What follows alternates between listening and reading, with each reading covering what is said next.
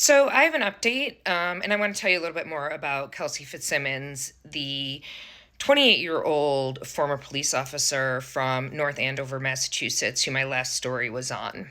I didn't get a chance to tell you everything that there is to this story because there is so much to this story. So let me fill you in a little bit more and then I'll give you a little bit of an update. But I think it's important that you really know the whole story. And like I said, there's so much to it. So the first thing I want to say is this. Most of you who watch me are women. Imagine being a mom of a 4-month-old baby who you are nursing and your baby gets taken away. Suddenly, without you expecting, by someone you used to work with, because that is exactly what happened to Kelsey and her baby boy, who is so adorable right here, Caden. Caden was born in February 16th to be exact, and on June 30th, police came to Kelsey's house and took him away after her boyfriend, Caden's father, said that she drank, and he alleged that she drank a lot and punched him in the face 3 times with a closed fist, and the baby was in danger and all this BS. My previous video goes through the whole thing. But I just want to tell you that as a mom of 2 children, to have a child taken away who you are nursing exclusively, Kelsey has not seen him for that long, for 4.5 months. And let me just tell you a few things that she has missed in that amount of time. Okay. In that amount of time, from like 4 months to 8 months, she more than likely has missed his first real laugh, like seeing something that is funny. His first real smile. More than likely, she has missed him rolling over, pushing up, and probably more than likely has missed him saying his first words.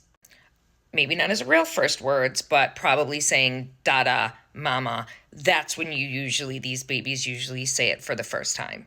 And the entire time she is locked up in jail because she cannot physically take one of these scram tests, which is a breathalyzer essentially, because she was shot in the chest. Let me show you by who. By her former police officer who she had been a partner with, had gone on like runs with, because he said that she pointed a gun at him. But there were no body cams. When in all reality, Kelsey says that she, who was suffering from postpartum depression at that time, did in fact have a gun, but pointed it at her temple, and she thanks God that the gun did not go off. She was trying to unalive herself. At no time did she point a gun at him. So as a result, she was shot directly in the chest, spent over 50 days in the hospital, and had multiple surgeries. As a result, it is very hard for her to take that test. Now, the judge sitting on I'll just let you listen to what the judge said about that. Able to do it? That depends on whether the court is willing to tolerate the material represented in the The affidavit. court is not tolerating anything. Okay, let's be clear. I'm not tolerating anything. The court is not tolerating anything. Ms. Fitzsimmons is a defendant. In lieu of incarceration, my order was that she submit to scram. If she cannot do that, I need to know that. Can she do that or not?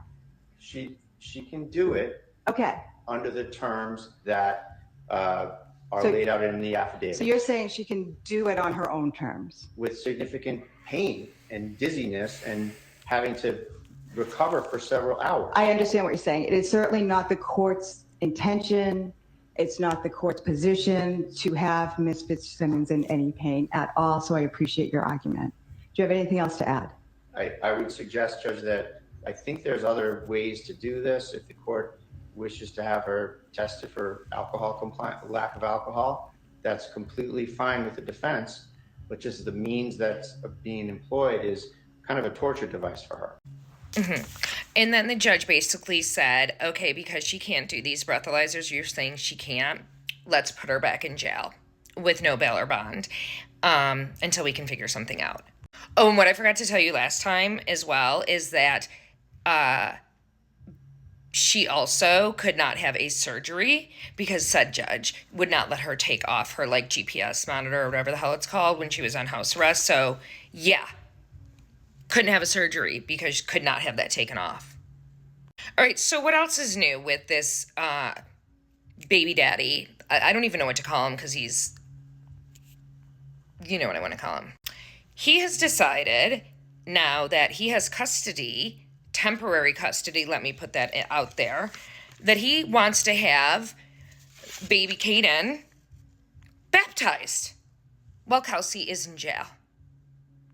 Now, Kelsey wanted her sister to be Caden's godmother. You know that's not going to happen. And oh, by the way, Kelsey's parents have also not seen Caden since June 30th.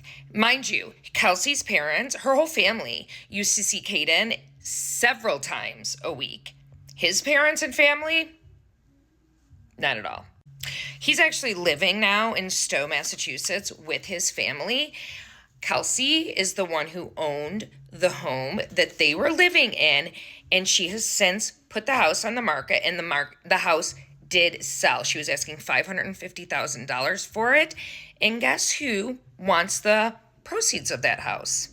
Because he thinks he deserves it. That's right. So now apparently his attorneys are taking $50,000 from the sale of that home, and he's also getting $12 a week in child support. Y'all, this entire case has got me so upset because Kelsey should not be in jail.